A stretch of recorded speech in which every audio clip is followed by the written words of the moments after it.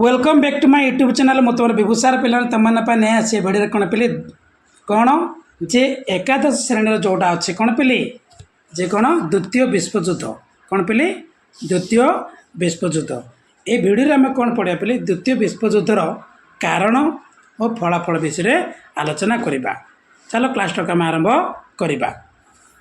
देख कौन देखिए देखा प्रथम विश्वयुद्ध समाप्तिर 20 वर्ष पर केते वर्ष पर 20 वर्ष पर पुनर्बार उन्मोचित होइतिला भयावह लोमहर्षणकारी प्रलयंकारी ध्वंस और तांडव लीलार अन्य एक विभीषिकापूर्ण अध्याय।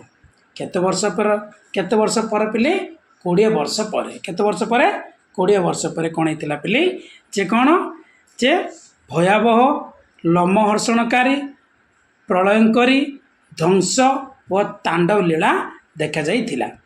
यही अध्यायटी थिला 1939 मसीहारे संगठित होइथिबा द्वितीय विश्वयुद्ध। ये अध्यायटी कौन 1939 मसीहारे संगठित होइथिबा द्वितीय विश्वयुद्ध। क्षय क्षति ध्वंस विपर्जय दुख दुर्दशा सबु दृष्टि यह प्रथम विश्वयुद्ध को टपी जाई स्थापन करिथिला मनुष्यर हिंसा प्रतिशोध गर्व दंभ अहमिकार ज्वलंत निदर्शन बोले कौन जे एटा क्या टपी जाइथिला पे प्रथम विश्वयुद्ध को कौन जाइथिला टपी जाई कौन मनुष्यर हिंसा प्रतिशोध गर्व दंभ अहमिकार ज्वलंत निदर्शन देखा जाइथिला। राजनैतिक सामाजिक अर्थनैतिक और सांस्कृतिक क्षेत्र में कल्पनातीत क्षय साधन करी द्वितीय विश्वयुद्ध इतिहास पृष्ठारे एबे भी निजर भयावहता बजाय रखिछि। प्रथम विश्वयुद्ध पर द्वितीय विश्वयुद्ध मध्य यूरोप आरंभ हो पृथ्वीर अन्यान्य महादेश को व्यापी जाई थिला। मन रखे पिले जे प्रथम विश्वयुद्ध पर द्वितीय विश्वयुद्ध मध्य यूरोप आरंभ हो पृथ्वीर अन्यान्य महादेश कौन होता व्यापी थिला बोली कह जापर कौन देख देख पे प्रत्येक युद्ध पछरे थाए किछि कारणर समावेश जहाँ युद्धपाई उपयुक्त क्षेत्र प्रस्तुत करे बोले जेकोसी युद्ध हेले मध्य कौन सी ना कौन सी कारण पछरे रही थाए। सेहीपरि ए युद्ध मध्य जो संगठित होइतिला आर पछरे मध्य किछि कारण थिबो सेगुडाक आम मध्य देखिबा परे हला। समयर गतिरे से क्षेत्र गुड़िक परिपक्व हो विस्फोरण अपेक्षा रही थाए। कौन सी एक दुर्घटना जहाँ को आमे आशु कारण बोली कही थाउ से घटना ही पुंजीभूत बारूद गदारे अग्नि संयोग कलापरी विस्फोरण घटाई युद्ध को आह्वान दे थाए। आम जमी प्रथम विश्वयुद्ध पढ़ी प्रथम विश्वयुद्ध कौन चलता जे कौन आशु कारण थिला आशु कारण कौन थिला फ्रांसिस फर्डिनांड पढ़ी सफिया बेसियर पढ़ी ना ना दुई जन को हत्या करथिला के ब्लैक एंड सोसाइटी जड़े सदस्य तांको नाम थिला प्रिंसिप ग्राभिलो। प्रिंसिप कौन करथिले तांको हत्या करथिले ना बहुत गुड़े छोट छोट कारण गुड़ाक परोक्ष कारण गुड़ाक थिला किंतु डायरेक्ट कौन होगा प्रत्यक्ष कारण देखा गला। सेमिति ए युद्धर मध्य कौन आशु कारण रही अछि जोटा कौन बारूद गदारे अग्नि संयोग कलापरी विस्फोरण घटाई युद्ध को आह्वान करि थाए। द्वितीय विश्वयुद्ध क्षेत्र में मध्य ए नियम प्रযোज्य। प्रथम विश्वयुद्ध परठारु विभिन्न घटनावलीर प्रवाह और आंतर्जातिक परिस्थितिर अंतिम परिणति थिला द्वितीय विश्वयुद्ध। देखिबा द्वितीय विश्वयुद्धर कौन कौन कारण अच्छी वर्तमान आम पढ़ा। कौन देखिए देख द्वितीय विश्वयुद्धर कारण events leading to the second world war कौन देखिबा। द्वितीय विश्वयुद्धर थिला विविध कारण। प्रथम विश्वयुद्ध पर आंतर्जातिक राजनीति रे एपरी घटना मान घटी जहाँ पृथ्वी को अनेक महासमर आड़ को टाणी नहीं थिला। द्वितीय विश्वयुद्धर कारण मान निम्न कौन कराई दि जाइछि। कौन दि जाइछि आम देखिबा। प्रथम कारण थिला कौन वर्साइल संधिर विफलता। କେଉଁ ସନ୍ଧିର ବିଫଳତା? ଭର୍ସାଇଲ୍ ସନ୍ଧି। ଭର୍ସାଇଲ୍ ସନ୍ଧି ହୋଇଥିଲା। ଜର୍ମାନୀ ସବୁଯାକ ମାନେ ଜର୍ମାନୀ ଉପରେ ପେନାଲ୍ଟି ପଡ଼ିଥିଲା, ବୁଝିଲା ନାହିଁ, ଜର୍ମାନୀକୁ ଦାୟୀ କରାଯାଇଥିଲା। ଏଇ ଯେଉଁ ଭର୍ସାଇଲ୍ ସନ୍ଧିର ବିଫଳତା ଯୋଗୁଁ କ'ଣ ହେଇଥିଲା? ଏ ଯେଉଁ ଦ୍ୱିତୀୟ ବିଶ୍ୱଯୁଦ୍ଧ ହୋଇଥିଲା ବୋଲି କୁହାଯାଇଛି। ଏ ଗୋଟେ କାରଣ। ଦେଖିବା କ'ଣ ଦେଇଛି ପଢ଼ିବା। ଐତିହାସିକ ତଥା ରାଜନୈତିକ ସମୀକ୍ଷକଙ୍କ ମତରେ ଦ୍ୱିତୀୟ ବିଶ୍ୱଯୁଦ୍ଧର ପ୍ରମୁଖ କାରଣ ହେଲା ଭର୍ସାଇଲ୍ ସନ୍ଧିର ବିଫଳତା। କେଉଁ ସନ୍ଧିର ବିଫଳତା? ଭର୍ସାଇଲ୍ ସନ୍ଧିର ବିଫଳତା। ପ୍ରଥମ ବିଶ୍ୱଯୁଦ୍ଧର ଅବସାନ ପରେ ବିଜୟ ଶକ୍ତିମାନେ, କେଉଁମାନେ ବିଜୟ ହୋଇଥିଲେ? ଇଂଲଣ୍ଡ, ଫ୍ରାନ୍ସ, ଯୁକ୍ତରାଷ୍ଟ୍ର ଆମେରିକା ଓ ସେମାନଙ୍କ ମିତ୍ର ରାଷ୍ଟ୍ର। ମାନେ କ'ଣ? ପ୍ରଥମ ବିଶ୍ୱଯୁଦ୍ଧର ଅବସାନ ପରେ ବିଜୟ ଶକ୍ତିମାନେ 1919 ମସିହାରେ ଫ୍ରାନ୍ସର ରାଜଧାନୀ ପ୍ୟାରିସଠାରେ କ'ଣ ହେଇଥିଲେ ବୋଲି ଶାନ୍ତି ସମ୍ମିଳନୀ ଆରମ୍ଭ କରିଥିଲେ, ହେଲା, ଯାହାକୁ କ'ଣ କୁହାଯାଏ? ପ୍ୟାରିସ୍ ପିସ୍ କନଫରେନ୍ସ ବୋଲି କୁହାଯାଏ। କେବେ? 1919। କେଉଁ ଯୁଦ୍ଧ ପରେ? ପ୍ରଥମ ବିଶ୍ୱଯୁଦ୍ଧ ପରେ। କେବେ? 1919 ମସିହାରେ ଫ୍ରାନ୍ସର ରାଜଧାନୀ କ'ଣ ଥିଲା? ପ୍ୟାରିସ୍। ପ୍ୟାରିସଠାରେ କ'ଣ ହେଇଥିଲେ ବୋଲି ଶାନ୍ତି ସମ୍ମିଳନୀ, ପ୍ୟାରିସଠାରେ ଶାନ୍ତି ସମ୍ମିଳନୀ କ'ଣ ହେଇଥିଲା? ଆରମ୍ଭ ହୋଇଥିଲା।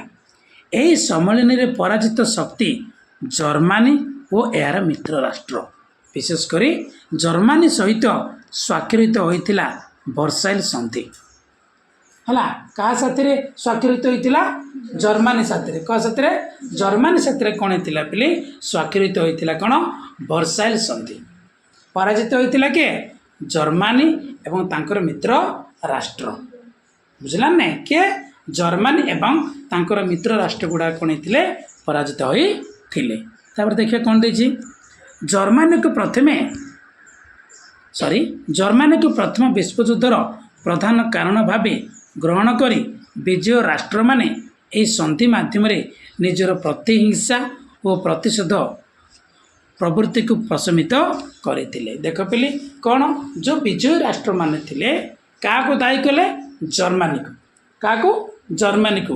କେଉଁ ଯୁଦ୍ଧରେ? ପ୍ରଥମ ବିଶ୍ୱଯୁଦ୍ଧରେ। ପ୍ରଥମ ବିଶ୍ୱଯୁଦ୍ଧ ହେବାର କାରଣ କିଏ ଦାୟୀ? ଜର୍ମାନୀ ହିଁ ଦାୟୀ ବୋଲି ସେମାନେ କ'ଣ କରିଥିଲେ? ବିଜୟ ରାଷ୍ଟ୍ରମାନେ ସନ୍ଧି ମାଧ୍ୟମରେ କ'ଣ କରିଥିଲେ? ଜର୍ମାନୀକୁ ହିଂସା କରିଥିଲେ ଆଉ ପ୍ରତିଶୋଧ ମଧ୍ୟ ନେଇଥିଲେ। ସେଥିପାଇଁ ପିଲେ ଗୋଟେ କଥା ଅଛି, ଯଦି ଭୁଲ କରିବା ଆମେ ସୁନିଶ୍ଚିତ ଦଣ୍ଡ ପାଇବା, ସିଓର ଆମେ ଦଣ୍ଡ ପାଇବା। ଭୁଲ କରିକି ଆମେ ଖସିଯିବା କହିଲେ କେବେ ହେବ ନାହିଁ, ବୁଝିଲା ନାହିଁ? ଆମେ ଭାବିଦେବା ଭୁଲ କରିଦେଇକି ହଁ ମୁଁ ବଞ୍ଚିଗଲି କ୍ଷଣିକ ପାଇଁ ବୋଲି ଆମେ ଖୁସି ହେଇଯିବା ସିନା, ସେଇଟା କେବେ ହେବନି। କେବେ ନା କେବେ ଆମକୁ କ'ଣ ମିଳିବ? ଦଣ୍ଡ ମିଳିବ ହିଁ ମିଳିବ। ଏଇଟା ମନେ ରଖିବ। ଏହି ପରିପ୍ରେକ୍ଷୀରେ ଜର୍ମାନୀକୁ ସବୁଆଡ଼ୁ ପଙ୍ଗୁ କରିବା ପାଇଁ ସନ୍ଧି ଆଳରେ ଜର୍ମାନ ପ୍ରତିନିଧିମାନଙ୍କୁ ସମ୍ମିଳନୀରେ ଅପରାଧୀ ସଦୃଶ ହେବା ବ୍ୟବହାର କରାଯାଇଥିଲା। କ'ଣ କହିଲି? ଏ ଯେଉଁ ସମୟରେ କ'ଣ ହେଇଥିଲା? ଜର୍ମାନୀକୁ ସବୁଆଡ଼ୁ ପଙ୍ଗୁ କରିବା ପାଇଁ ସନ୍ଧି ଆଳରେ ଜର୍ମାନ ପ୍ରତିନିଧିମାନଙ୍କୁ ସମ୍ମିଳନୀରେ ଅପରାଧୀ ସଦୃଶ ବ୍ୟବହାର କରାଯାଇଥିଲା। କାହାକୁ ଅପରାଧୀ ସଦୃଶ ବ୍ୟବହାର କରାଯାଇଥିଲା? ଜର୍ମାନୀକୁ। କାହାକୁ? ଜର୍ମାନୀ। ପୁରା ପଙ୍ଗୁ କରାଯାଇଥିଲା। ପଙ୍ଗୁ ମାନେ ଜାଣିଛ, କୁଆଡ଼େ ହଲଚଲ ହେଇପାରିବନି, କିଛି ବି କରିପାରିବନି। କିଏ? ଜର୍ମାନୀ। କେଉଁ ସନ୍ଧି ଦ୍ୱାରା? ଭର୍ସାଇଲ୍ ସନ୍ଧି। କେବେ ହେଇଥିଲା? 1919 ମସିହାରେ। କେଉଁ ସନ୍ଧି? ଭର୍ସାଇଲ୍ ସନ୍ଧି।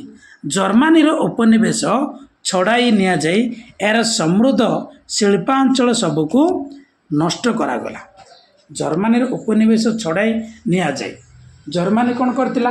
ବହୁତ ଗୁଡ଼ାଏ ଉପନିବେଶ ଗୁଡ଼ାକ କ'ଣ କରିଥିଲା? ତାଙ୍କର ଯେଉଁ ଯୁଦ୍ଧ ଗୋଷ୍ଠୀ ଥିଲେ, ଜିଙ୍ଗେଷ୍ଟିକ୍, ଆଡମିରାଲ ତ୍ରିପୁଜ, ଆଉ କ'ଣ ଥିଲା? ଜେନେରାଲ ଭନ୍ ମଲ୍ଟେକେ ଥିଲେ ନାହିଁ? ସେ ଗୋଷ୍ଠୀ ଦ୍ୱାରା ସେ କ'ଣ କରିଥିଲା? ନୂଆ ନୂଆ ଜାଗାରେ ଅଞ୍ଚଳରେ କ'ଣ କରିଥିଲା? ଉପନିବେଶ ସ୍ଥାପନ କରିଥିଲା ନାହିଁ? ଇଏ କ'ଣ କରୁଥିଲା? ଅଧିକ ମାତ୍ରାରେ ଉପନିବେଶ ସ୍ଥାପନ କରିବା ଚେଷ୍ଟା କରିଥିଲା କିଏ? ଜର୍ମାନୀ। କିନ୍ତୁ ସେଇ ଯେଉଁ ଉପନିବେଶ ଗୁଡ଼ାକ ଥିଲା ଜର୍ମାନୀ ଠାରୁ କ'ଣ କରାଗଲା? କେଉଁ ସନ୍ଧି ଅନୁସାରେ? ଭର୍ସାଇଲ୍ ସନ୍ଧି। କେଉଁ ସନ୍ଧି? ଭର୍ସାଇଲ୍ ସନ୍ଧି। ଭର୍ସାଇଲ୍ ସନ୍ଧି ଅନୁସାରେ ଛଡ଼ାଇ ନିଆଯାଇ ଏହାର ସମୃଦ୍ଧ ଶିଳ୍ପାଞ୍ଚଳ ସବୁକୁ ନଷ୍ଟ କରାଗଲା। ଛଡ଼େଇ ନିଆଗଲା ଆଉ ଯେତେ ଗୁଡ଼ାଏ ଶିଳ୍ପାଞ୍ଚଳ ଗୁଡ଼ାକ ତାକୁ ମଧ୍ୟ କ'ଣ କରାଗଲା? ନଷ୍ଟ କରାଗଲା। ବୁଝିଲ ନାହିଁ? ଜର୍ମାନୀର ନିଜସ୍ୱ ଅଞ୍ଚଳ ଏବଂ ସୈନ୍ୟବାହିନୀକୁ बहु परिमाण सीमित कराए क्षमता बहिर्भूत परिमाण अर्थ क्षतिपूरण बाबद जर्मनी ठार आदाय होता जहाँ जहाँ नष्ट होता से जो नष्ट अनुसार कौन आदाय करागला ताठार क्षतिपूर्ण आदाय करागला क्या जर्मनी ठार क्षतिपूरण बाबद जर्मनी ठार कौन करा आदाय करा जर्मनी प्रतिनिधि मानक सहित जर्मनी कौन प्रतिनिधि मानक सहित कौन सी विषय आलोचना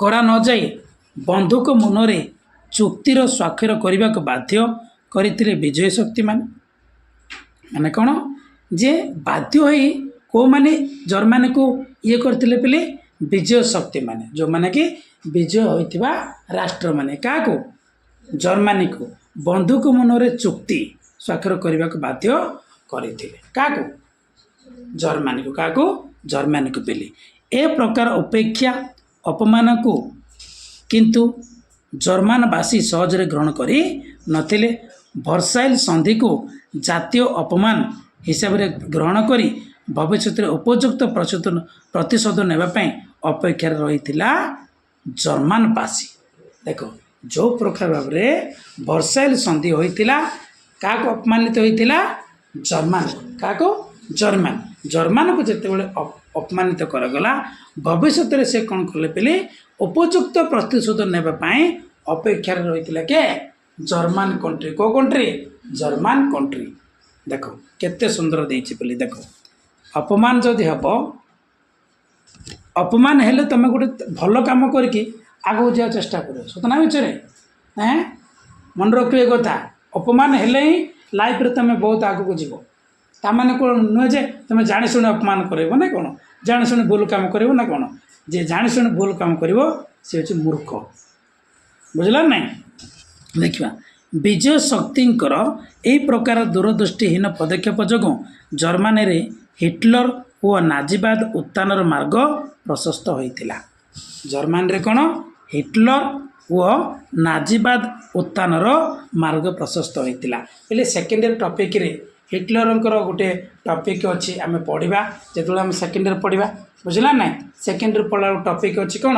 माय ग्रेटेस्ट ओलंपिक प्राइज हिटलरंकर अवदान बहुत अच्छी से बढ़िया लगे से जी कि लिखिं किए जेसुइन्स से जर्मनवासी को प्रति हिंसा परायण व ऋण लिप्सु कराई वर्साइल संधि को भांगी व द्वितीय विश्वयुद्धर कारण होते सरिल फॉल्स तेणु कहते कौन है रिकल करदे से जर्मनी को प्रतिहिंसा परायण व ऋण लिप्सु कराई वर्साइल संधि को भांगी किए हिटलर कौ ये कौन उत्थान कराई पे नाजीवाद हिटलर क्यों दल को ये करते नाजीवाद दल कौ दल नाजीवाद दल वो द्वितीय विश्वयुद्धर कारण होता सरिल फॉल्स कौन तेणु कहते कौन कहते देखा Cyril Falls Cyril false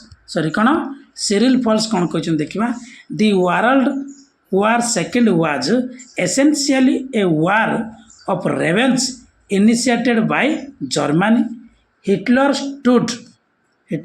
stood for rearmament and revenge and then for loot and Germany domination माने एक कथा कह कौन जे तृतीय विश्वयुद्ध मूलतः थिला जर्मनी द्वारा आरंभ होता एक प्रतिशोधमूलक युद्ध रेवेंज माने कौन प्रतिशोध ये प्रतिशोध मूलक युद्ध थिला कोटा द्वितीय विश्व युद्ध क्या द्वारा आरंभ होता जर्मनी द्वारा क्या द्वारा जर्मनी हिटलर जर्मनी रे क्षमता को आसवा पर अस्त्र शस्त्र वृद्धि सहित जर्मनी प्राधान्य विस्तार करने को चेष्टित थिले किए हिटलर जिते कौन होता बोली जर्मनी रे क्षमता को आसवा पर अस्त्र शस्त्र वृद्धि सहित जर्मनी प्राधान्य विस्तार करने को चेष्टा करते किए बोले हिटलर तापर देखिए नेक्स्ट पॉइंट कौन उग्र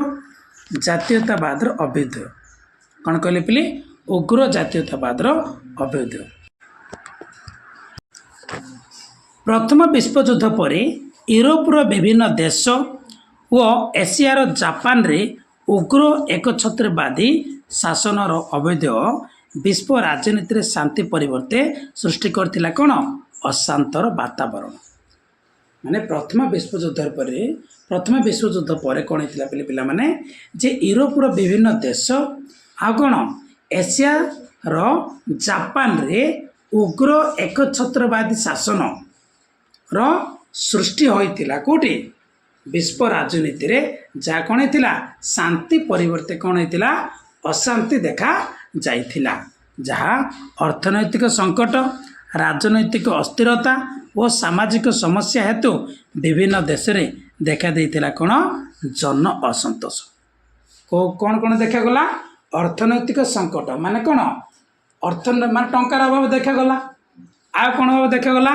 राजनैतिक अस्थिरता शासन क्षेत्र में कौन है अस्थिरता देखा गला स्थिरता देखा गला नाई आ कौन सामाजिक समस्या को समस्या सामाजिक समस्या देखा जाइथिबा हेतु विभिन्न देश रे कौन होता बोली जन असंतोष होइथिला एथि सहित खाद्य अभाव विपर्यस्त कृषि व्यवस्था विकलांग सैन्य मृताहतांक समस्या लोके अतिष्ठ होई निज निज देशर सरकार को दोषी मणिले माने कौन जे लोक मैंने खाइबा पाइलेनी है आ कौन विकलांग सैन्य मैंने देखा गले आ कौन मृताहतांक समस्या लोके कौन होते अतिष्ठ हो पड़े आ कौन करते निज निजर देशर सरकार को से कौन करते दायी करते कौन करते दायी करते कौ युद्ध पर प्रथम विश्वयुद्ध पर सरकार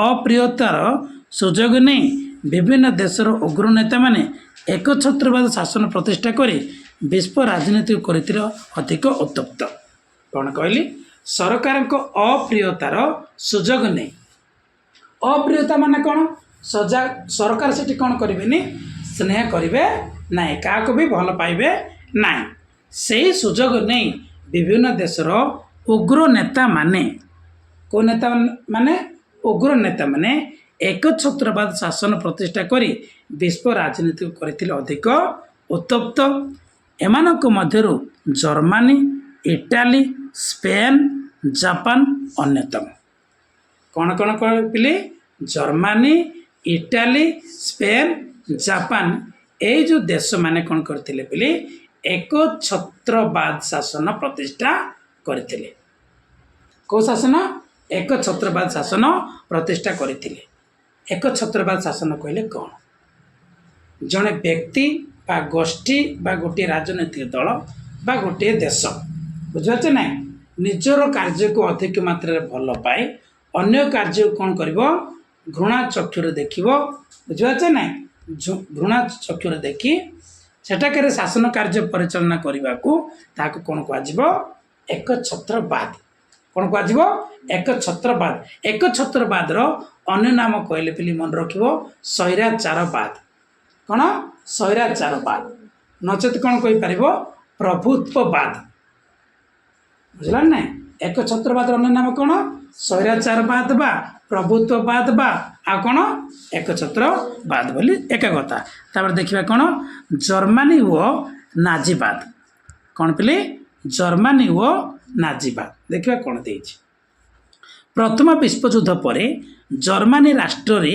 नाजीवाद रो अभ्युत्थान घटीथिला एडल्फ हिटलर नेतृत्व में मन रखिए पिले नाजीजिम बोली कह कौन कह नाजीजिम क्या नाजीवाद आफ्टर फर्स्ट वर्ल्ड वार कौन होता पिले जे कार नेतृत्व कौन एडल्फ हिटलर नेतृत्व में जर्मनी रे नाजीवाद दलर कौन होता अवैध घटी 1899 मसीह ऑस्ट्रियार एक साधारण परिवार जन्मग्रहण करते किए हिटलर मन रखिए पिले 1899 मसीहा 1889 हु वाज बर्न हिटलर कौन हिटलर इन ऑस्ट्रिया एक साधारण परिवार रे कौन होते जन्मग्रहण करते किए हिटलर 1914 जर्मान सरकार तरफ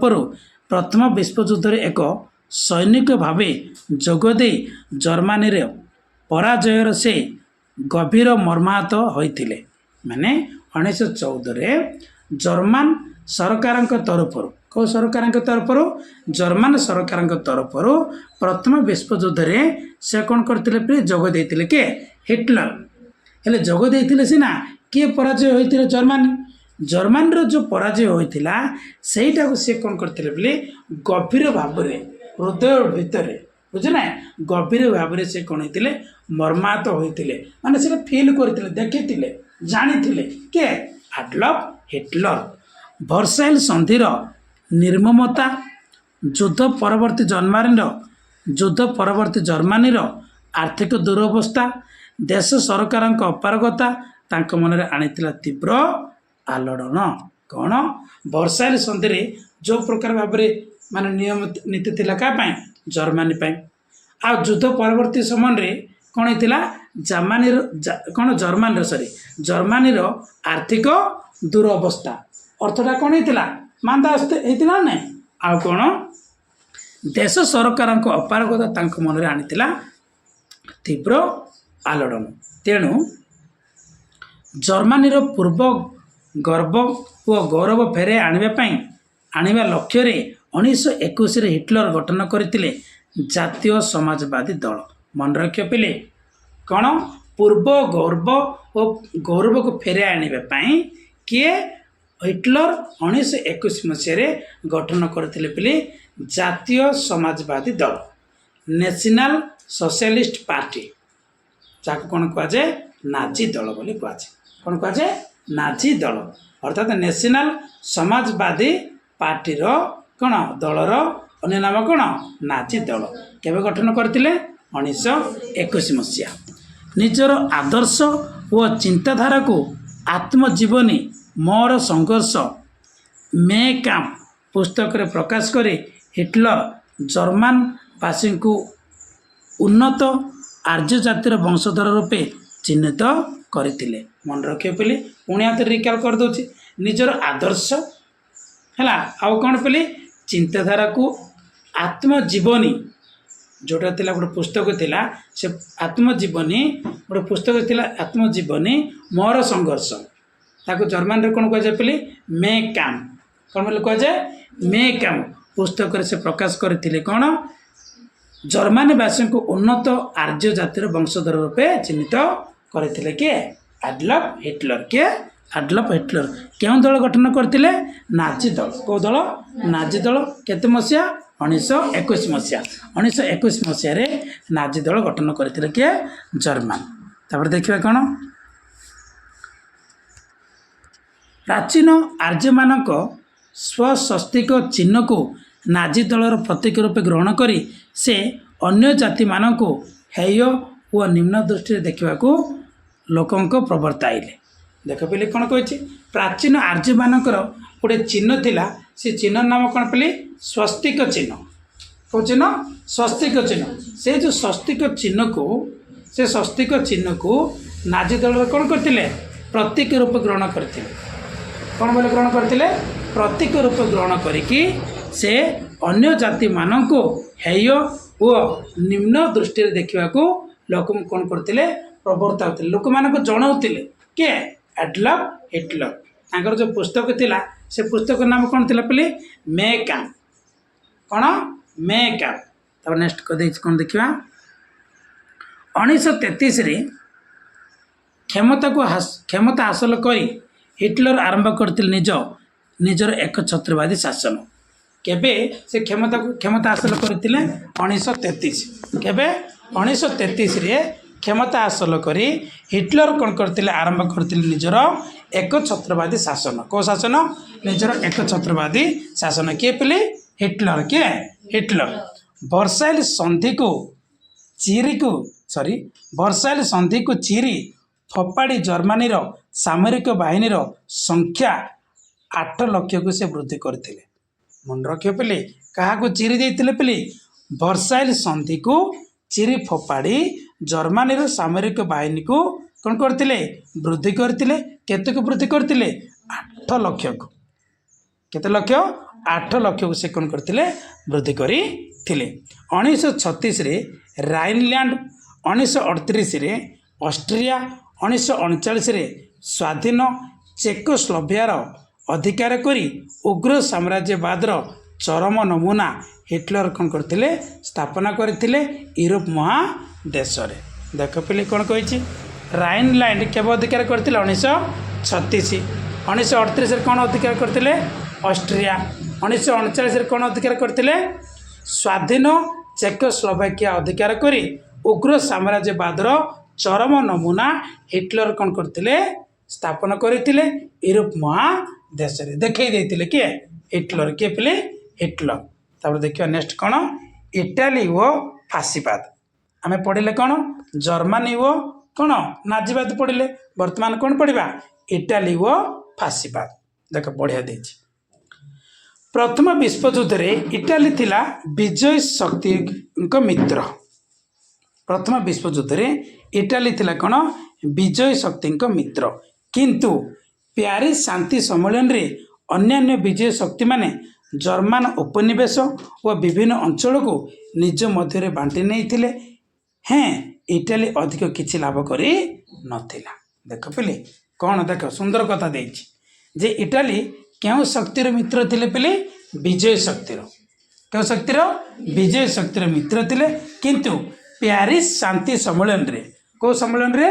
प्यारिस शांति सम्मेलन रे अन्यान्य विजय शक्ति माने जर्मन उपनिवेश व विभिन्न अंचल को निज मध्य बांटी नहीं थिले मध्य किंतु इटाली अधिक किछि लाभ कर पारि नथिले के इटाली किछि पाई नथिला बुझि पारछ ना इटाली किछि पाई नथिले इटाली प्रति ए प्रकार उपेक्षा भाव व प्रथम विश्वयुद्ध पर इटाली रे देखा जाइथिबा श्रमिक धर्मघट बेकारी दारिद्र्य खाद्य अभाव इत्यादि सुजोग नहीं बेनिटो मुसोलिनी मन रखियो पिली कौन पिली बेनिटो मुसोलिनी किए सुजोग नहीं बेनिटो मुसोलिनी जेमिति जर्मन रे से प्रकार सुजोग नहीं किए एडल्फ हिटलर किए एडल्फ हिटलर किंतु इटाली रे किए सुजोग नहीं बेनिटो मुसोलिनी देख पे सुंदर भाव से चित्र अच्छे कार बेनिटो मुसोलिनी हिरो भाया रही किए बेनिटो मुसोलिनी देख तापर कौन प्राचीन रोम सभ्यता को इटालियों को गर्व और गौरवर प्रतीक हिसाब से ग्रहण कर 1921 से गठन करते फासी दल जहाँ इंग्लीश रे कौन कहुए फासिस्ट पार्टी कौन कहुए फासिस्ट पार्टी जदि इटाली रे दल नाम कौन पचारे तुम कौन लिखे पे फासी दल कौ दल फासी दल इंग्लीश रे कौन कह फासिस्ट पार्टी कौन कह फासिस्ट पार्टी बोली कह किए गठन करते बेनिटो मुसोलिनी किए गठन करते पे बेनिटो मुसोलिनी 1921 रे गठन करते कौ दल फासी दल कौ दल फासी यही दल थिला स्वेच्छाचारी शासक शासन व सामरिक शक्ति रे विश्वासी ये दल जो थिला कौ दल फासी दल कौ दल फासी दल क्या विश्वास करथिला स्वेच्छाचारी शासन व सामरिक शक्ति रे विश्वास करुला युद्ध को गौरवान्वित करी मुसोलिनी घोषणा कले कौन war is to men what maternity is to women किए कहते मुसोलिनी बेनिटो मुसोलिनी कौन कहते नारीर मातृत्व परी युद्ध मध्य पुरुषर पौरुषर प्रतीक war is to men what maternity is to women अर्थात कौन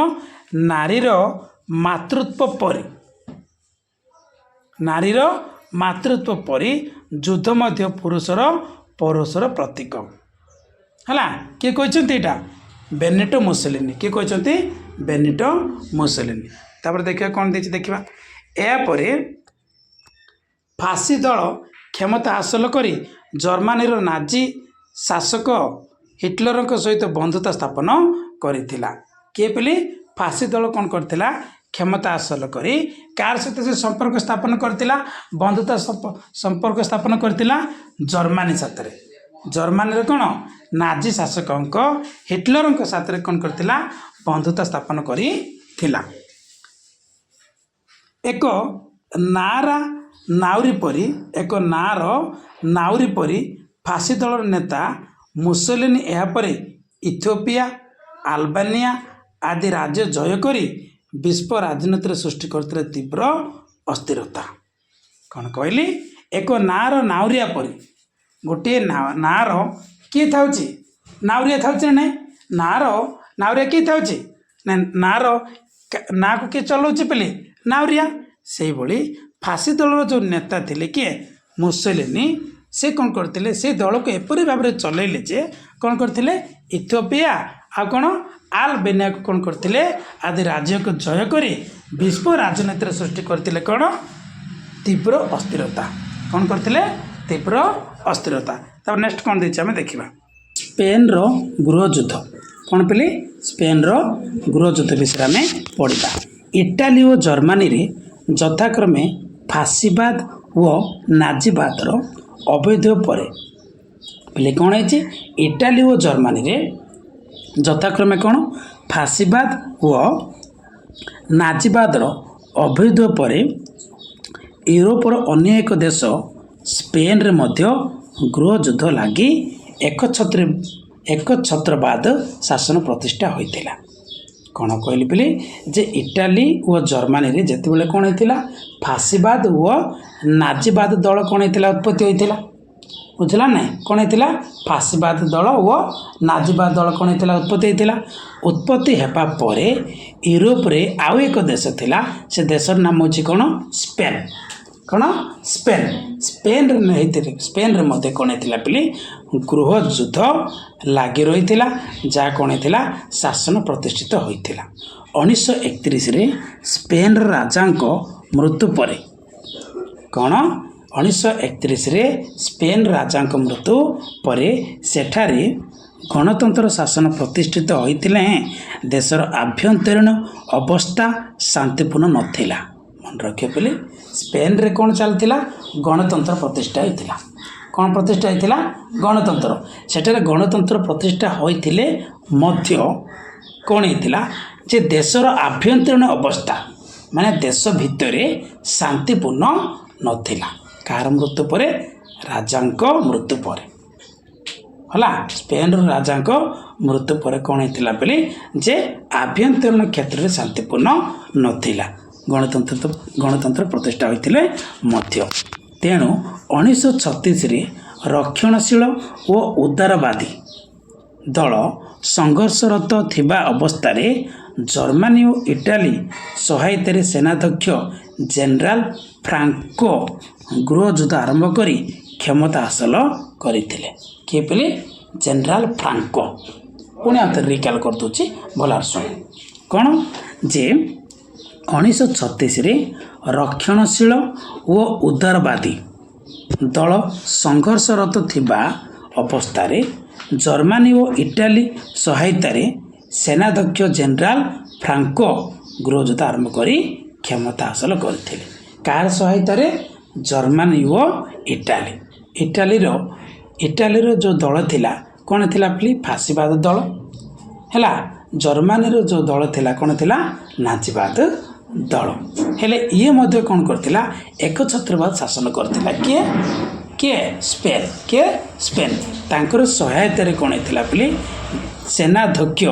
ସେନାର ଯିଏକି ଅଧ୍ୟକ୍ଷ ଥିଲେ ତାଙ୍କ ନାମ ଥିଲା କ'ଣ? General Franco. କ'ଣ? ଜେନେରାଲ ଫ୍ରାଙ୍କୋ ଗୃହଯୁଦ୍ଧ ଆରମ୍ଭ କରି କ୍ଷମତା ହାସଲ କରିଥିଲେ। କେଉଁଠି? ସ୍ପେନ୍ରେ। କେଉଁଠି? ସ୍ପେନ୍ରେ। ସ୍ପେନ୍ର ଗୃହଯୁଦ୍ଧ ଗଣତନ୍ତ୍ର ସମାଧି ଆଣିବା ସହିତ ଉଗ୍ର ଏକଛତ୍ରବାଦୀ ବିଶ୍ୱ ରାଜନୀତିରେ ଅଧିକରୁ ଅଧିକ ସାମରିକ ଅଭିଯାନ ପାଇଁ ଦେଇଥିଲା ଉତ୍ସାହ ଓ ପ୍ରେରଣା। କ'ଣ ହେଇଛି? ଯେ ସ୍ପେନ୍ର ଯେତେବେଳେ କ'ଣ ହେଇଥିଲା ବୋଲି? ଯେ ଗୃହଯୁଦ୍ଧ ହେଲା।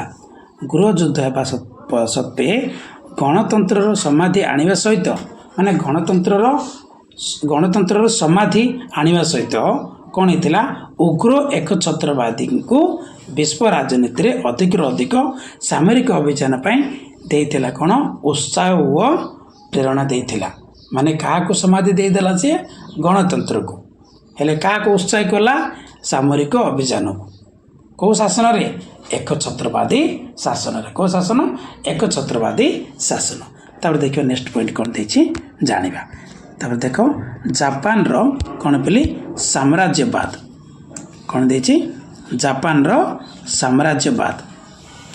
ୟୁରୋପର ଉପରୋକ୍ତ ତିନୋଟି ଦେଶ ଆନ୍ତର୍ଜାତିକ କ୍ଷେତ୍ରରେ ଏକଛତ୍ରବାଦୀ ଶାସନର ପ୍ରତୀକ ଥିବାବେଳେ ସୁଦୂର ପୂର୍ବ ଏସିଆର ଅବସ୍ଥିତ ଜାପାନ ମଧ୍ୟ ନିଜର ସାମ୍ରାଜ୍ୟବାଦ ନୀତି ଦ୍ୱାରା ପୁଞ୍ଜୀଭୂତ ବାରୁଦ ଗଦାରେ ଅଗ୍ନି ସଂଯୋଗ କରିଥିଲା। ମନେ ରଖିବ ବୋଲି ଯେ ତିନୋଟି ଦେଶ କେଉଁଟା ଜର୍ମାନୀ ଇଟାଲୀ ଆଉ କ'ଣ ସ୍ପେନ୍ ଏମାନେ କ'ଣ ହେଇଥିଲେ ବୋଲି ଏକଛତ୍ରବାଦର ଶାସନ ଥିଲେ। କେଉଁ ଶାସନ ଥିଲେ ଏକଛତ୍ରବାଦର ଶାସନର ପ୍ରତୀକ ଥିବାବେଳେ ପୂର୍ବ ଏସିଆର ଆଉ ଏକ ଦେଶ ଥିଲା ସେ ଦେଶର ନାମ କ'ଣ ହେଉଛି ଜାପାନ। କ'ଣ ଜାପାନ ଜାପାନ ମଧ୍ୟ କ'ଣ ହେଇଥିଲା ବୋଲି ଯେ ନିଜର ସାମ୍ରାଜ୍ୟବାଦ ନୀତି ଦ୍ୱାରା ପୁଞ୍ଜୀଭୂତ ବାରୁଦରେ ଅଗ୍ନି ସଂଯୋଗ କରିଥିଲା। ବିଂଶ ଶତାବ୍ଦୀରେ ପ୍ରାରମ୍ଭରୁ ଜାପାନ ନିଜର ଶିଳ୍ପ ଅଭିବୃଦ୍ଧି ହେତୁ ଦୂର ପ୍ରାଚ୍ୟରେ ଏକ ଶକ୍ତିଶାଳୀ ଦେଶ ରୂପେ ଆତ୍ମପ୍ରକାଶ କରି ଆଞ୍ଚଳିକ ବିସ୍ତାର ଓ ଉପନିବେଶ ହାସଲର ଲକ୍ଷ୍ୟ କରି ରଖିଥିଲା। କ'ଣ କହିଲି ତମାନଙ୍କୁ କହିଥିଲି ପ୍ରାଚ୍ୟମାନେ କ'ଣ ଆଉ ପାଶ୍ଚାତ୍ୟମାନେ କ'ଣ କହିଥିଲା ନାଇଁ।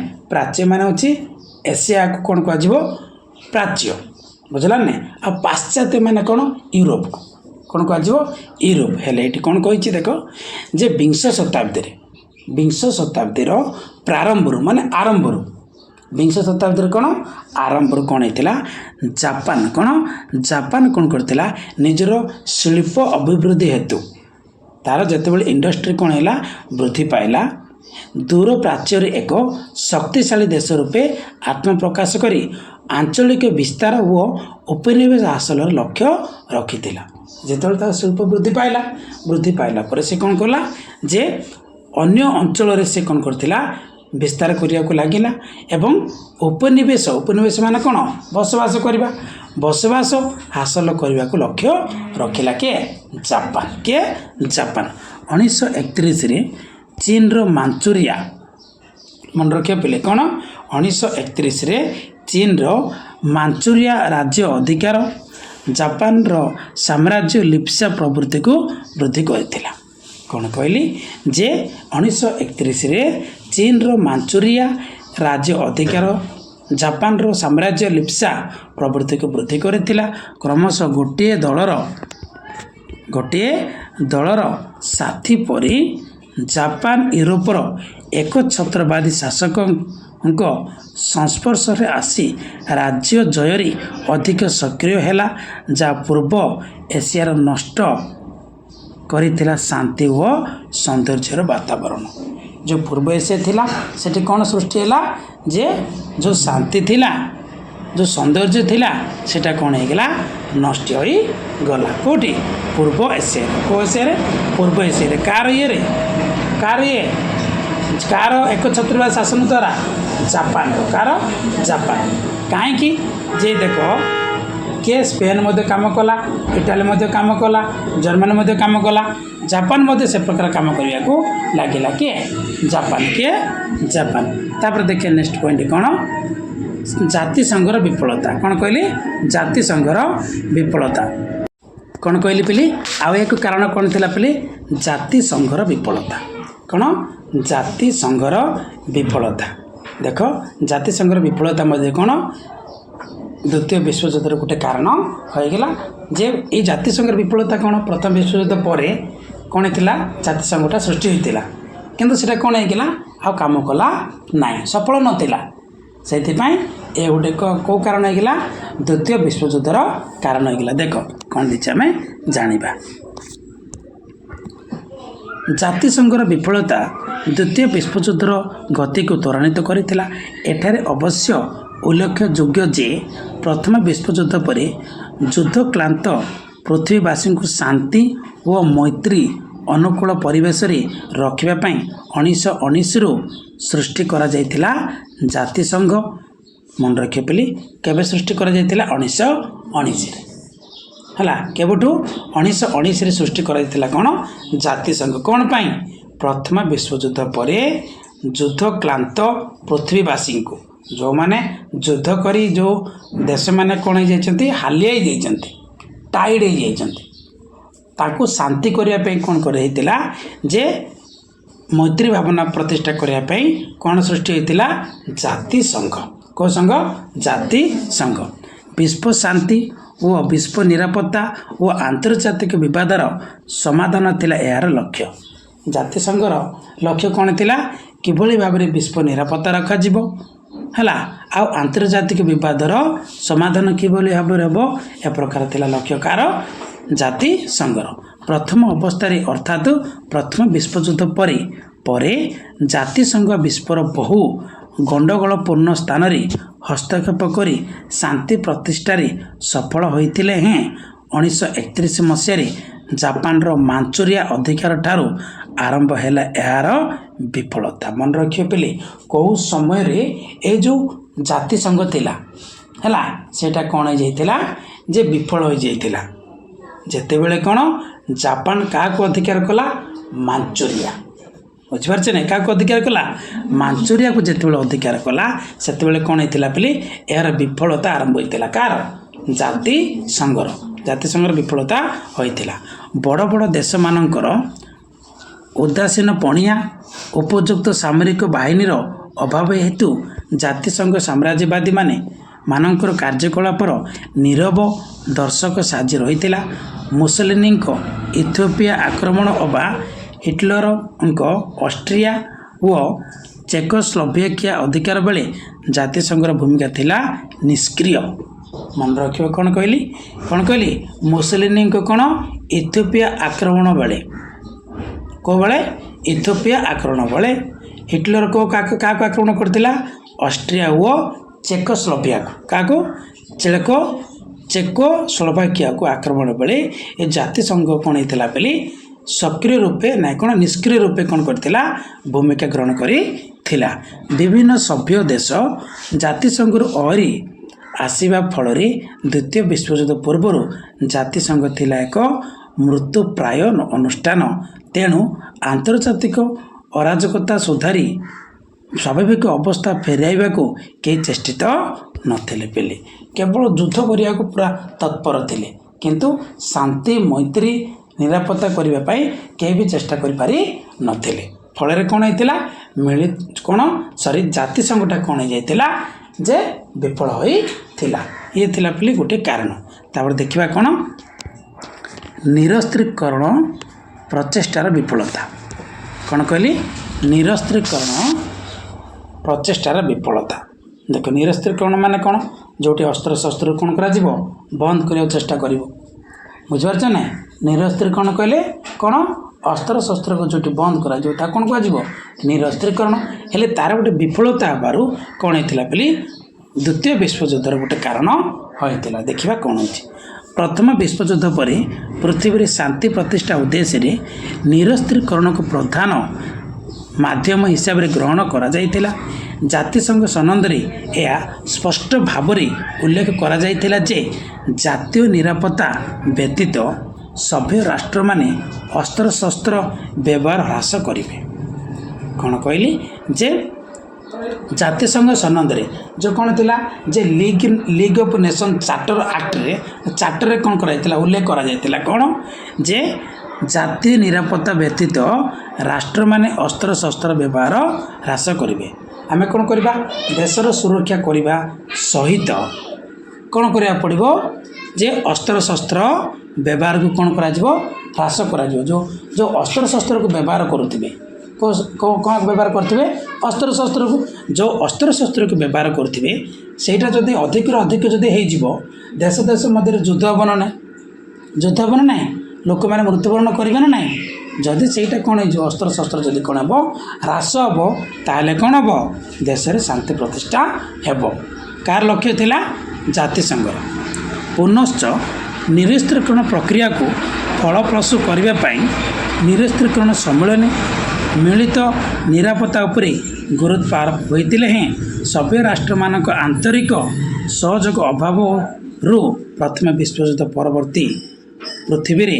पुणी आरंभ होता अस्त्र शस्त्र प्रतियोगिता। ମାନେ କ'ଣ ଯେ କ'ଣ ଅଭାବ ଦେଖାଯାଇଥିଲା ଯେ କ'ଣ ନିରସ୍ତ୍ରୀକରଣ ସମ୍ମିଳନୀ ମିଳିତ ନିରାପତ୍ତା ଉପରେ ଯେଉଁ ନିରସ୍ତ୍ରୀକରଣ ଯେଉଁ ସମ୍ମିଳନୀ ହୋଇଥିଲା ଏମିତି କେତେ ଗୁଡ଼ିଏ ସମ୍ମିଳନୀ ଗୁଡ଼ାକ ହେଉଛି ନା ନାହିଁ ବୈଠକ ଗୁଡ଼ାକ ହେଉଛି ନା ନାହିଁ ସେ ବୈଠକ ଯେତେବେଳେ ବସାଗଲା ସେଥିରେ କ'ଣ ଆଲୋଚନା କରାଯାଇଥିଲା ନିରାପତ୍ତା ଉପରେ କାହା ଉପରେ ନିରାପତ୍ତା ହେଲା ନିରାପତ୍ତା ଉପରେ କ'ଣ କରାଯାଇଥିଲା ଗୁରୁତ୍ୱ କରାଯାଇଥିଲା କିନ୍ତୁ ସଭ୍ୟ ରାଷ୍ଟ୍ରମାନଙ୍କର ଆନ୍ତରିକତା ସହଯୋଗ ଅଭାବ ହୋଇଗଲା ଯେଉଁ କ'ଣ ଜାତିସଂଘର ଯେଉଁ ସଭ୍ୟ ରାଷ୍ଟ୍ରମାନେ ଥିଲେ ଜାତିସଂଘର ଯେଉଁ ସଭ୍ୟ ରାଷ୍ଟ୍ରମାନେ ଥିଲେ ସେମାନଙ୍କର କ'ଣ ହେଇଗଲା ବୋଲି ସେମାନଙ୍କର କ'ଣ ହେଇଗଲା ଯେ ସହଯୋଗଟା କ'ଣ ହେଇଗଲା ଅଭାବ ହେଇଗଲା ଅଭାବ ହେଇଯିବା ଯେଉଁ କ'ଣ ହେଇଥିଲା ବୋଲି ପ୍ରଥମ ବିଶ୍ୱଯୁଦ୍ଧ ପରବର୍ତ୍ତୀ ପୃଥିବୀରେ ପୁଣି ଆରମ୍ଭ ହୋଇଥିଲା କ'ଣ ଅସ୍ତ୍ରଶସ୍ତ୍ର ପ୍ରତିଯୋଗିତା ମାନେ ପ୍ରଥମ ବିଶ୍ୱଯୁଦ୍ଧର ପରବର୍ତ୍ତୀ ମୁହୂର୍ତ୍ତରେ କ'ଣ ଆରମ୍ଭ ହୋଇଥିଲା ଅସ୍ତ୍ରଶସ୍ତ୍ର ପ୍ରତିଯୋଗିତା 1938 ମସିହା ବେଳକୁ ସମର ସଜ୍ଜା ଏତେ ଗୁରୁତର ଆକାର ଧାରଣ କରିଥିଲା ଯେ ଠିକ୍ 1914 ପରି ଅବସ୍ଥା ସୃଷ୍ଟି ହୋଇଥିଲା ଯେ 1914 ମସିହାରେ କ'ଣ ସୃଷ୍ଟି ହୋଇଥିଲା ପ୍ରଥମ ବିଶ୍ୱଯୁଦ୍ଧ କିନ୍ତୁ କ'ଣ ହେଇଥିଲା ବୋଲି ଯେ 1938 ମସିହା ବେଳକୁ ସେଇଟା ପୁଣି ଆଉଥରେ କ'ଣ ହେଇଗଲା ସଜ ହେଇଗଲା କେଉଁଥିପାଇଁ ଦ୍ୱିତୀୟ ବିଶ୍ୱଯୁଦ୍ଧ ପାଇଁ ସେଇଟା ଗୋଟେ କାରଣ ହେଇଗଲା ଏକଛତ୍ରବାଦୀ ରାଷ୍ଟ୍ରମାନେ ଜର୍ମାନୀର ପଦାଙ୍କ ଅନୁସରଣ କରି ପରିସ୍ଥିତିକୁ ଅଧିକ ଜଟିଳ କରିଥିଲେ ଯେଉଁ ଏକଛତ୍ରବାଦୀ ରାଷ୍ଟ୍ରମାନେ ଥିଲେ ଏକଛତ୍ରବାଦୀ ରାଷ୍ଟ୍ରମାନେ କ'ଣ ଜର୍ମାନୀ ଯେଉଁ ପ୍ରକାର ଭାବରେ କ'ଣ କଲା ତାର ସାମରିକ ଶକ୍ତି ବୃଦ୍ଧି କଲା ନାହିଁ ଜର୍ମାନୀ କ'ଣ କଲା ଏକଛତ୍ରବାଦ ଶାସନ କଲା ନା ନାହିଁ ତାକୁ ଅନୁସରଣ କଲେ କେଉଁମାନେ ଅନ୍ୟ ରାଷ୍ଟ୍ରମାନେ ଯେମିତି ଇଟାଲୀ ଜାପାନ ଏମାନେ କ'ଣ କଲେ ତାକୁ ଫଲୋ କଲା ନା ନାହିଁ ଫଲୋ କଲା ପରେ କ'ଣ ହେଇଗଲା ଅଧିକ ପରିସ୍ଥିତିକୁ କ'ଣ କରିଥିଲା ଜଟିଳ କରିଥିଲା ଇଏ ଥିଲା ବୋଲି ଆଉ ଏକ କାରଣ ତାପରେ ଆସିଲା କ'ଣ ଆଦର୍ଶଗତ ବିଭେଦ କ'ଣ ଆସିଲା ଆଦର୍ଶଗତ ବିଭେଦ କ'ଣ ଅଛି ଆମେ ଦେଖିବା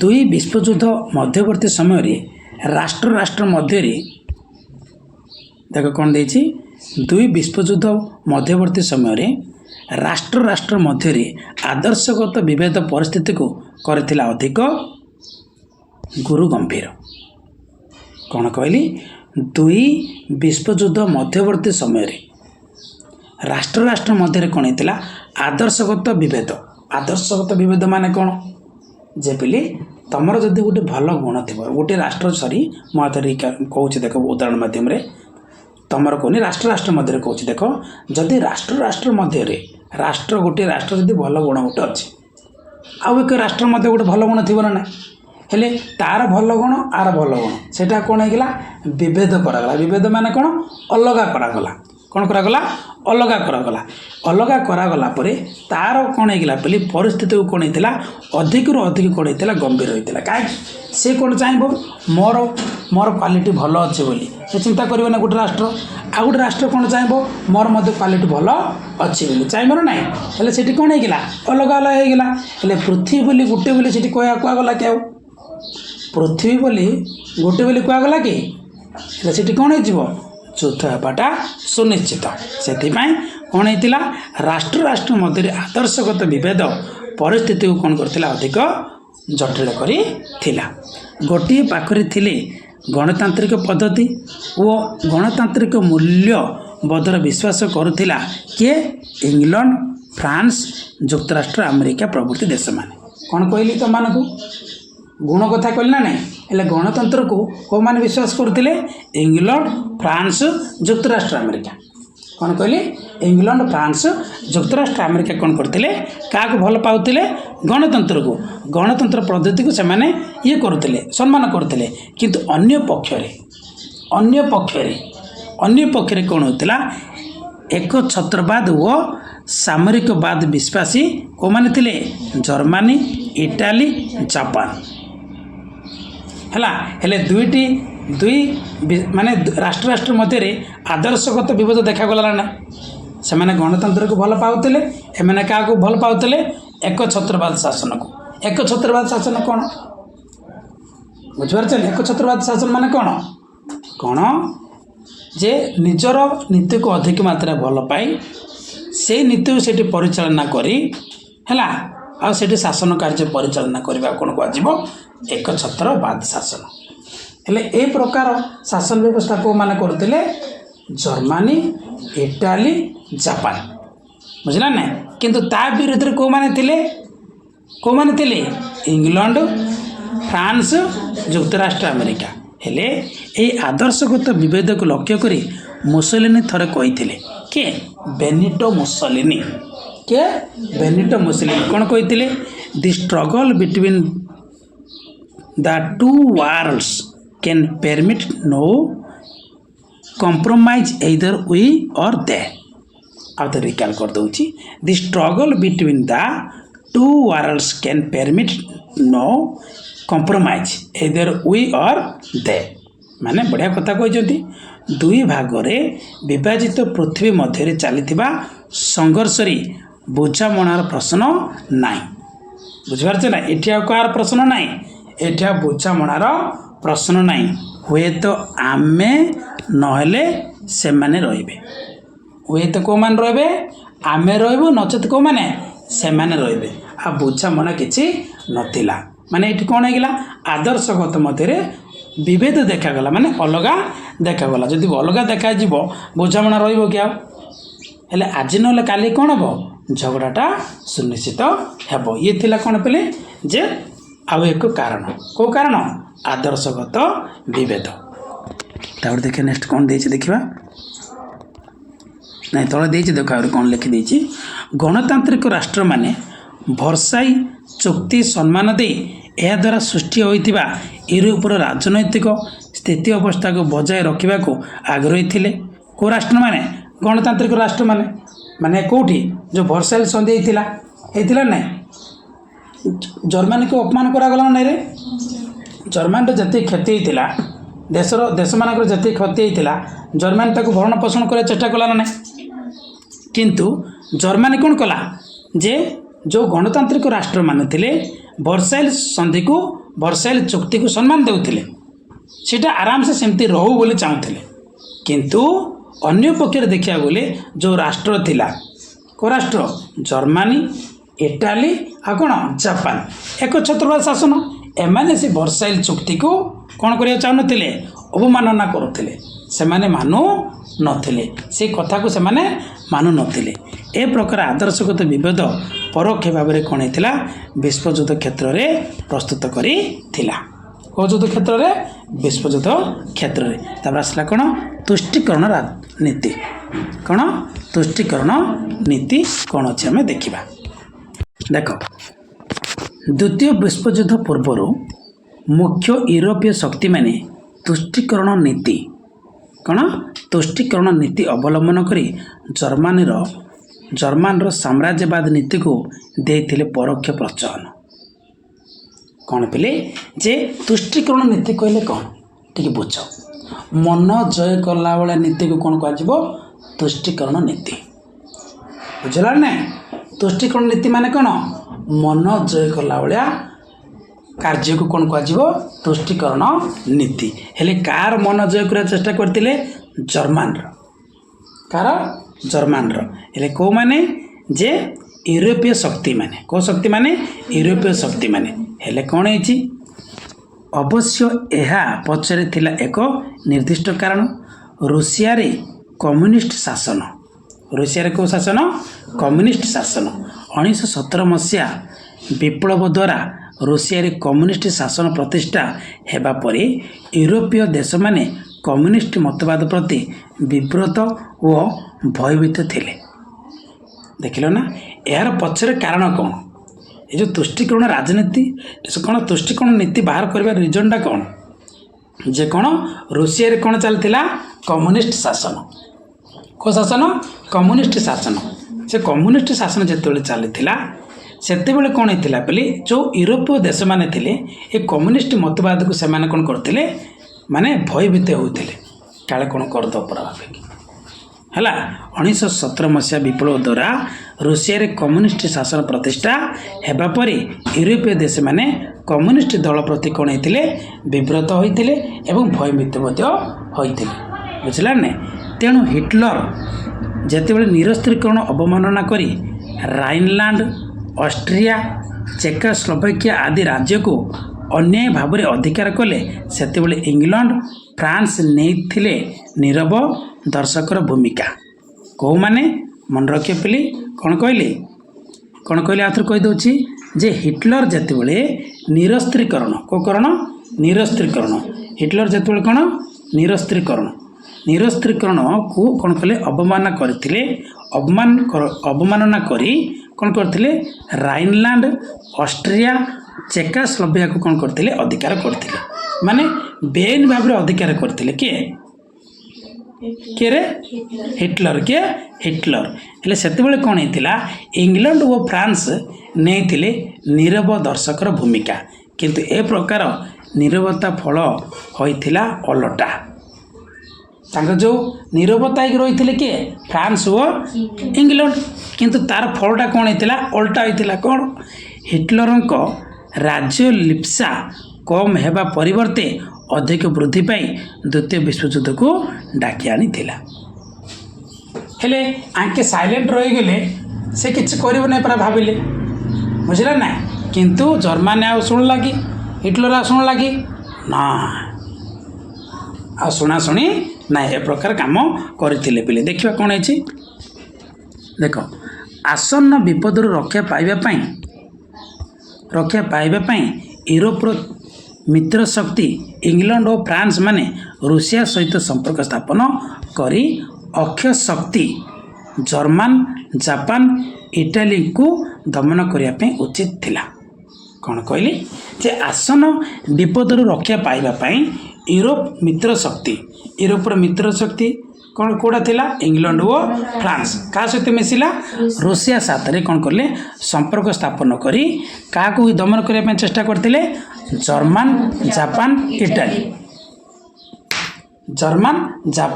ଇଟାଲୀକୁ ଦମନ କରିବା ପାଇଁ ଚେଷ୍ଟା କରିଥିଲେ ମାତ୍ର ସେମାନେ ତାହା କରିନଥିଲେ ମାନେ ଦମନ କରିବା ଉଚିତ ଥିଲା ବୋଲି କହିଛନ୍ତି ମାତ୍ର ସେମାନେ ତାହା କରିନଥିଲେ କାରଣ ସେମାନେ ଭାବୁଥିଲେ ରୁଷିଆ ସହିତ ବନ୍ଧୁତ୍ୱ ଜର୍ମାନୀର ଶକ୍ତି ବୃଦ୍ଧି ଅପେକ୍ଷା ଅଧିକ ବିପଦପୂର୍ଣ୍ଣ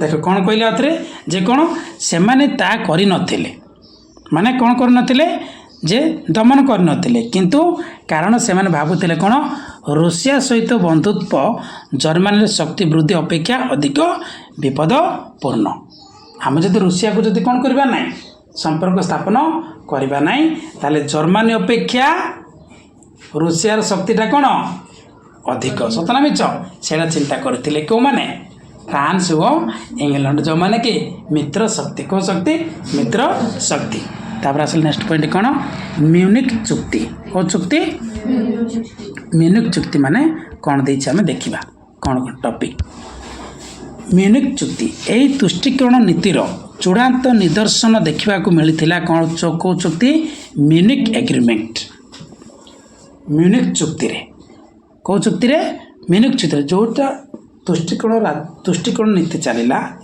ସେଇଟା ଶେଷ ଭାବରେ ଦେଖାଯାଇଥିଲା କେଉଁ ଚୁକ୍ତିରେ ମ୍ୟୁନିକ୍ ଚୁକ୍ତିରେ କେଉଁ ଚୁକ୍ତି ମ୍ୟୁନିକ୍ ଚୁକ୍ତିରେ ଦେଖାଯାଇଥିଲା 1938 ସେପ୍ଟେମ୍ବର 29 ତାରିଖରେ ବ୍ରିଟିଶ ପ୍ରଧାନମନ୍ତ୍ରୀ ନିଭାଇଲ୍ ଚେମ୍ବରଲେନ୍ ଦେଖ 1938 ସେପ୍ଟେମ୍ବର 29 ତାରିଖରେ ବ୍ରିଟିଶ ପ୍ରଧାନମନ୍ତ୍ରୀ କିଏ ଥିଲେ ପିଲେ ନିଭାଇଲ୍ ଚେମ୍ବରଲେନ୍ କିଏ ନିଭାଇଲ୍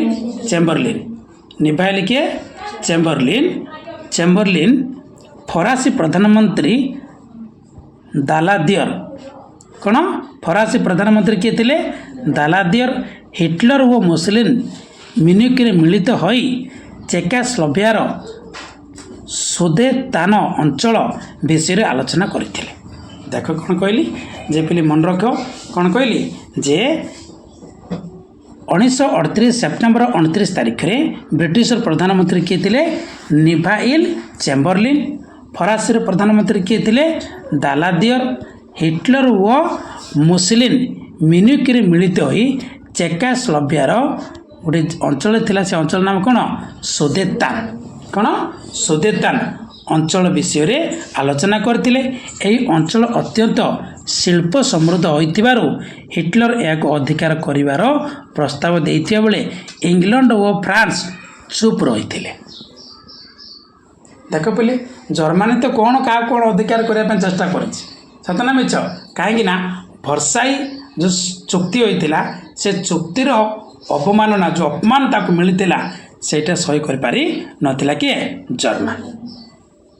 जर्मान टोटाल भाव में सही कर पारि नथिला किंतु कौन है देख पिली कौन इंग्लैंड और फ्रांस कौन होते चुप हो रही माने से कौन चाहिला से अंचल को अंचल चेकोस्लोवाकियार जो सुदेतान अंचल थिला ताको अधिकार करने चेष्टा करथिला कहीं से अंचलटा गोटे कौन थिला शिल्प समृद्ध थिला कौन थिला शिल्प समृद्ध होइथिबारु से अधिकार करने चेष्टा कला किंतु इंग्लैंड और फ्रांस कौन होते चुप होते यापर हिटलर सुदेतान अंचल अधिकार करी 1939 मार्च रे समग्र चेकोस्लोवाकिया को अधिकार करथिले जहाँ द्वितीय विश्वयुद्धर प्रथम घंटी बजाई time time time time time देख पे घंटी बाजिला बेले बुझिला ना नाई कौन है 1939 मार्च रे समग्र चेकोस्लोवाकिया को किए अधिकार करथिले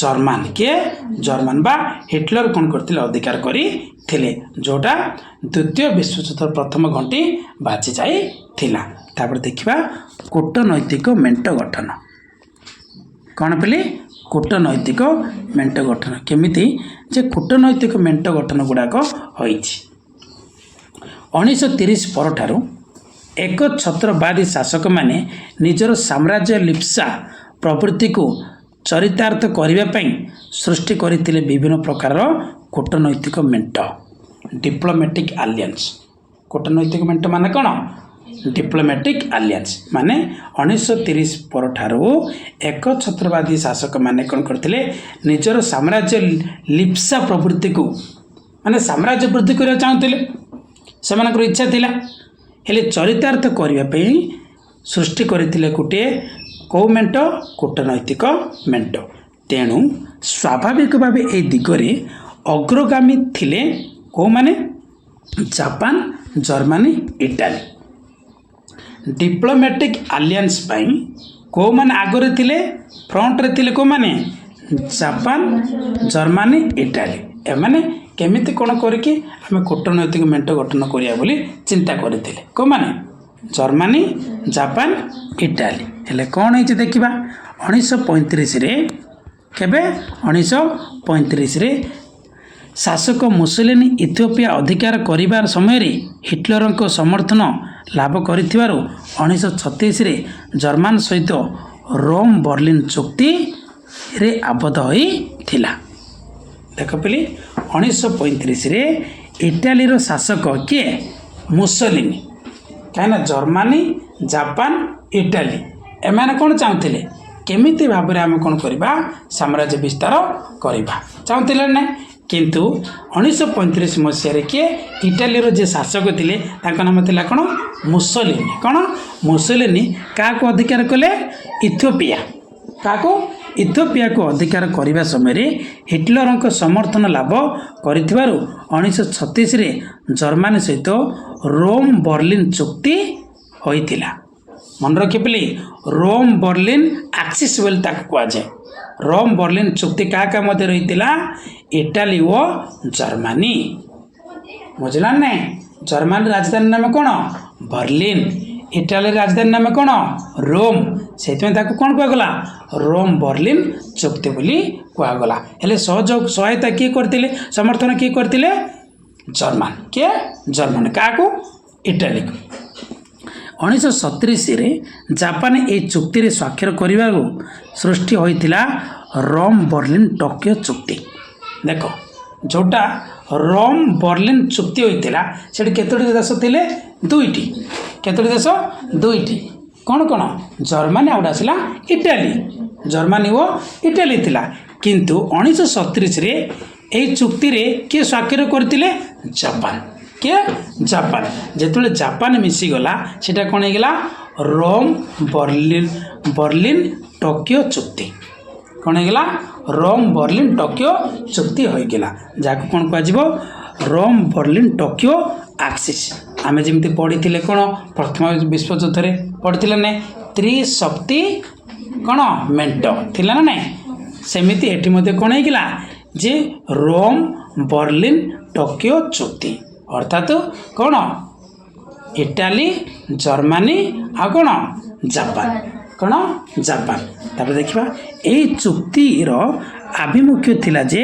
हिटलर मुसोलिनी व जापान सम्राट कौन हिरोहिटो मन रखियो जापान रो जे सम्राट थिले शासक थिले तांका नाम थिला कौन हिरोहिटो बंधु भावरे रही परस्पर को कौन करिवे साहाय्य करिवे बुझि पारलो what is behind the reason about Rome Berlin Tokyo axis जे कौन से माने कौन करिवे जे बंधु भावरे रही परस्पर को कौन करिवे हेल्प करिवे से चुक्ति करा गला आमे समस्ते साहाय्य करा करी हेबा बुझला नहीं ए प्रकार कथा है को माने इटाली जर्मनी जापान कौन से सदस्य देश शत्रुता द्वारा आक्रमित हेले अन्य माने तांको कौन करिवे रक्षा करिवे ए छड़ा तीन शक्ति रूसिया रो कम्युनिस्ट विरोध रे स्वाक्षर करिथिले